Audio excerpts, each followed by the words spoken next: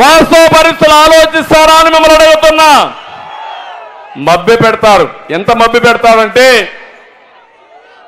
వివేకానంద రెడ్డి హత్య మీరు చూశారు. అందరూ కూడా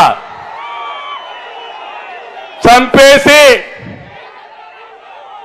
ఆ రోజు ఏం మాట్లాడారు? గుండెపోటుతో చనిపోయారన్నారు. ఆ తర్వాత నెత్తురుతో వస్తే నెత్తురు కక్కి చనిపోయారన్నారు.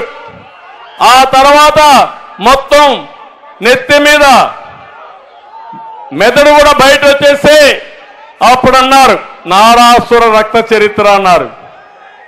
సిబిఐ వద్దన్నారు. కోర్టుకు వెళ్ళారు.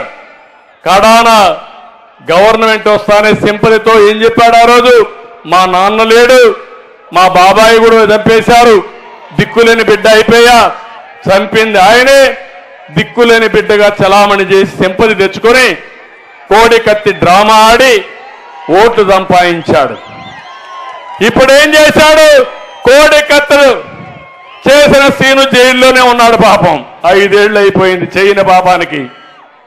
కత్తితో గీకితే 5 ఏళ్ళు జైల్లోనే ఉన్నాడు. ఇంకో పక్క ఈరోజు మీరు చూస్తున్నారు సొంత చెల్లెలు కోర్టుకెక్కితే వాళ్ళ తండ్రి మీద ఆవిడే హత్య చేసినట్టు లేకుంటే ఇంక తప్పు చేసినట్టు ఆవిడ మీద కూడా కేసులు పెట్టి పరిస్థితికి వచ్చాడు.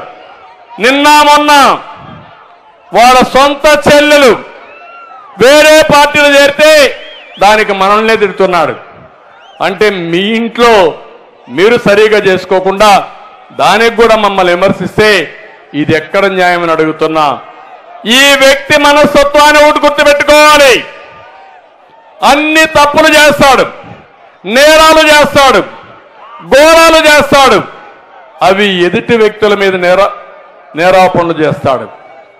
అంటే ప్రతిరోజు నోరుందని, పేపర్ ఉందని, టీవీ ఉందని అడ్డదుడ్డంగా మాట్లాడే పరిస్థితి వస్తుంది. మీరు ఒక విషయం చూడండి. ఎన్నికల ముందు అమరావతి రాజధాని అన్నాడు. ఎన్నికలైన తర్వాత 3 రాజధానులు అన్నాడు.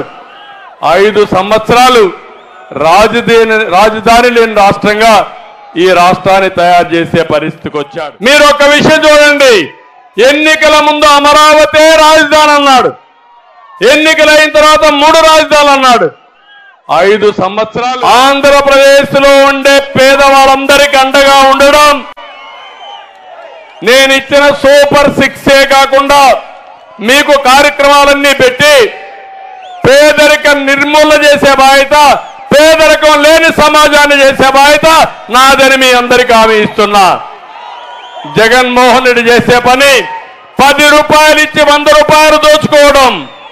నేను చేయబోయే పని 15 రూపాయలు నిర్మూలన చేసే బాధ్యత, పేదరికం లేని సమాజాన్ని చేసే బాధ్యత నాదని మీ అందరికీ హామీ ఇస్తున్నా. జగన్మోహన్ రెడ్డి చేసే పని 10 రూపాయలు ఇచ్చి 100 రూపాయలు దోచుకోవడం. నేను చేయబోయే పని 15 రూపాయలు ఇచ్చి 15 రూపాయల్ని 100 రూపాయలు సంపాదించే విధానం నేర్పిస్తా. 100 రూపాయలు 1000 రూపాయలు చేస్తా, సంపద సృష్టిస్తా, మీ జీవితాల్లో వెలుగు తీసుకొచ్చే బాధ్యత నేను తీసుకుంటానని చెప్పి కూడా నేను మీకు తెలియజేసుకుంటున్నా. ఇంకో పక్కన ఈరోజు నేను ఒకటే అడుగుతున్నాను మిమ్మల్ని అందరినీ. ఎప్పటికప్పుడు నేను కొత్త విధానానికి శ్రీకారం చుట్టాను. మీకు ఏ ఎమ్మెల్యే కావాలో ఉండే ఎమ్మెల్యేల పైన కూడా నా పైన కూడా ప్రజాభిప్రాయాన్ని తీసుకుంటున్నా. నా నియోజకవర్గంలో ఉండే ప్రజలకు ఒక IVRS పంపిస్తున్నా. నేను బాగా మీకు పనిచేస్తున్నానా, అందుబాటులో ఉన్నానా, మీ అభిప్రాయం ఏంటి, నేనంటే ఇష్టముందా లేదా అని IVRS ద్వారా అభిప్రాయం తీసుకుంటున్నా. దీనివల్ల సరైన నాయకత్వం వస్తుంది, బాధ్యత కలిగిన నాయకత్వం వస్తుంది, సమర్థవంతమైన నాయకత్వం వస్తుంది. దీనికి మీరు కూడా ఎప్పటికప్పుడు ఇన్ఫర్మేషన్ నాకు ఇవ్వండి.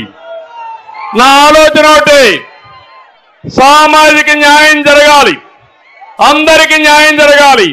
ఆ సామాజిక న్యాయం కోసం నేను ముందుకు వస్తా. మీ అభిప్రాయాలు కూడా నిర్మోహమాటంగా చెప్పండి. తప్పులుంటే కరెక్ట్ చేసుకుంటాం. సమర్థవంతమైన నాయకత్వానికి శ్రీకారం చుడతామని చెప్పి కూడా నేను మీకు తెలియజేస్తున్నా.